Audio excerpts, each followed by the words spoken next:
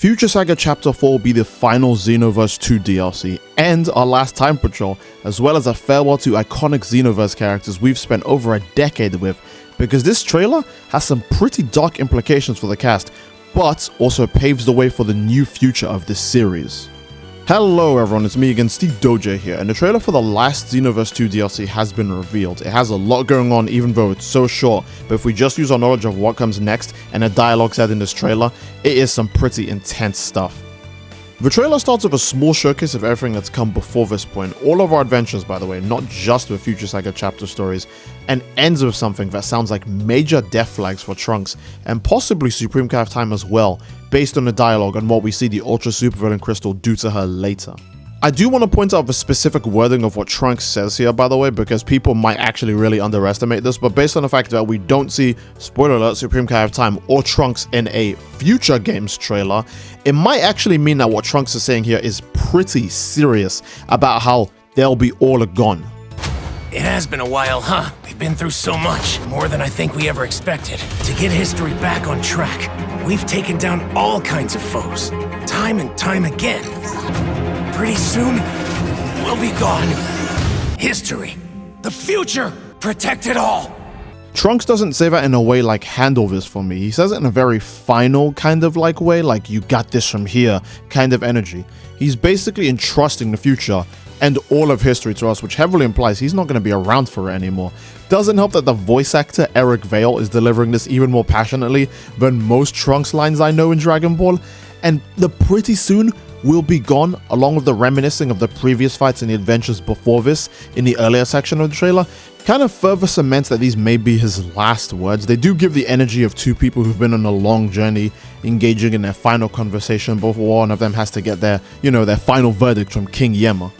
You guys do let me know what you think about this in the comment section down below. Although it does feel like it's very final, I do have to say that what I'm saying again is speculation, because what I most likely think is going to happen is that after you beat this DLC story, obviously Supreme Kai of Time and Trunks will still be around during your parallel quest and all the other stuff, but I think lore-wise, this is like their final moment before we move on to the next game. Now, the thing of all the villains showing up is kind of interesting, but it does give me the idea that there isn't any new extra hidden supervillains, if that makes any sense. There's not going to be like a demigod that shows up at the last second, or like another weird character that's going to just introduce themselves at this very moment, you know what I mean? It does feel like it is the actual end, and the main final fight is probably going to be a super jacked up Fu, probably being powered or buffed by Supreme Kai of Time with her Ultra Supervillain Crystal, versus you and Ultra Superhero Goku from what it looks like at the very end. And the reason I say this is because when Fu spawns in as villains, obviously there are some villains we haven't actually seen before in the stories, especially Cooler.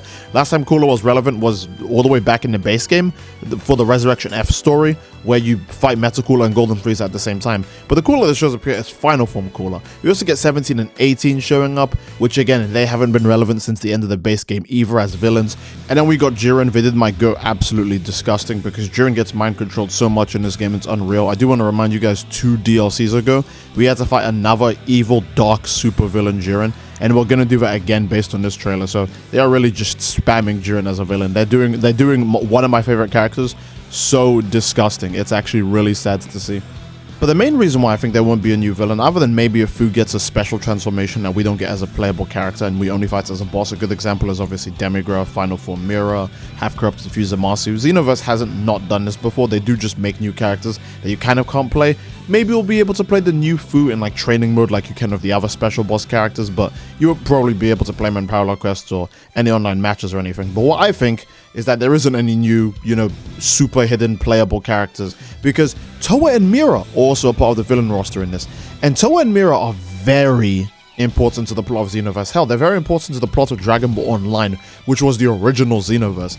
And they're kind of just being casually brought back here to just be used as canon fodder. I do want to remind you, by the way, Fu re-summoned his parents from the grave to just go fight for him. So he's like super, super evil now. But yeah, Toa and Mira should have had like a bigger impact if they were going to actually, do something crazy with the story, but they're not. They're just another villain alongside Cell, Kid Buu, Cooler, etc. It kind of confirms that there isn't really going to be any new like main thing going on. Like this whole Future Saga story really is just based on the big fight and obviously the Ultra Superhero moment.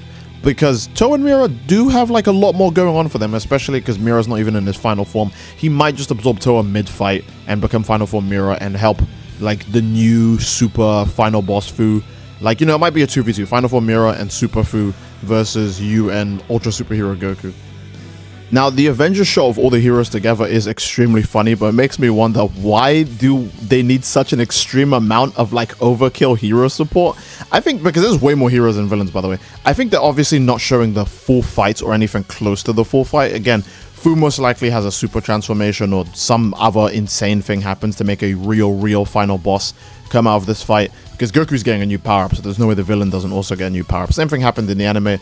Goku gets Ultra Instinct, so Jiren has to get a new power-up as well. The same thing will happen with Fu. So that's why I think there's so many good guys in that shot as well, because there's obviously going to be way more villains, or a super strong villain that everyone needs to gang up on at the same time. And honestly, I'm really hyped for that, because even if that doesn't like leads to too much, I want to remind you guys that Xenoverse is still the same game that came up with something insane like double special beam cannon from Beast, Gohan, and Orange Piccolo. We didn't get that in any media before Xenoverse did. Then when Xenoverse did it, Dokkan did it, and a bunch of like Super Dragon Ball heroes, like all of these other things did it after Xenoverse 2 did it. So Xenoverse is really it's a trendsetter in more than just one way, because not only did it like make custom characters super popular in anime games, it makes Dragon Ball have other stuff. Again, I want to remind you guys, Dragon Ball Fighters, Goku Black and Daima SJ4 Goku, they get a lot of their moveset from Xenoverse 2's moveset of them. It's actually insane.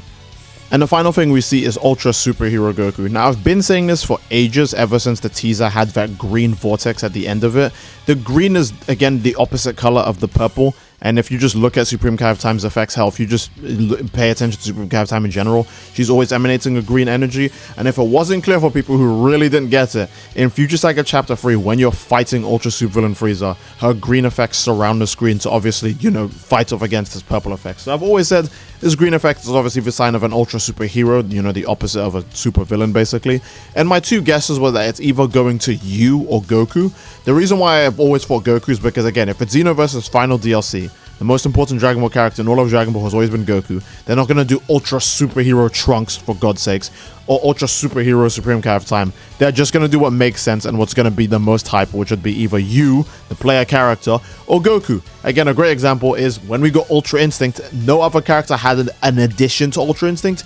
It was just for us. The two most important characters have always been us or Goku. Now, I still think we are going to get Ultra Superhero for our Cax. They just didn't reveal it in this trailer, because this whole trailer is a pre-rendered cutscene. So obviously they're not gonna show a custom character in a pre-rendered cutscene, because you can't guess how someone's character is going to look. So I think we're still gonna get this for ourselves, but they wanted to show off for Goku. And one really interesting thing of this design is that Goku has the half-torn gi aesthetic, but he's also still in Ultra Instinct. It's similar to the way he looks in the Moro arc, although his gi is torn on the wrong side, and the reason because of this is because most likely they want to put the crystal on the left side of his chest like they do with the actual Ultra Supervillains as well. So it's actually really funny that Super Saiyan God Ultra Supervillain Vegeta would be a knockoff Ultra Ego, and now we're getting the knockoff UI Goku from the Moro arc as well. I don't think we'll get the giant Susanoo, obviously, because, you know, trying to model a giant model into a super attack or an ultimate attack probably would be a nightmare for Xenoverse 2, but he's obviously going to get new moves that come with this. Again, Ultra Supervillains either get moves that the character is naturally missing in their moveset. A great example is Goku Black just missing his Scythe in general. He hasn't had the Scythe in all of Xenoverse, so they use Ultra Supervillain Goku Black as an excuse to finally give it to him. Or Ultra Supervillain Super Saiyan God Vegeta finally having a Ki Blast attack. Like, I'm not gonna say Super Saiyan God Vegeta had no Ki Blast attacks, but it's really weird that he didn't even have one proper Final Flash or one proper Vegeta's technique move. Jiren gets his missing ultimate attack, etc, etc, right? They use these as an excuse to give characters more moves, so maybe UI Goku will finally get the remaining missing moves from the Tournament of Power, because he's had Godly Display and Sign of Awakening only for like the longest time. He's gonna finally actually get the other stuff we see him using in the Tournament of Power, most likely, which I think is gonna be really cool. And another cooler fact is that we get those moves too, so I can't wait to see how that unfolds. And I think that's a good place to end the video. I do hope you guys enjoyed the video. If you did, please leave a like in the video. Don't forget to subscribe, it greatly supports our channel. And please always let me know what you think in the comment section down below, because this is a very interesting topic. It's the end of Xenoverse 2 and the segue to the sequel game that we've been memeing for like 10 years straight now. So I do hope you guys enjoyed. That would be all. If you did, leave a like, subscribe, greatly supports the channel. I hope you all enjoyed, and I'll see you all next time. Take care and peace. Bye bye.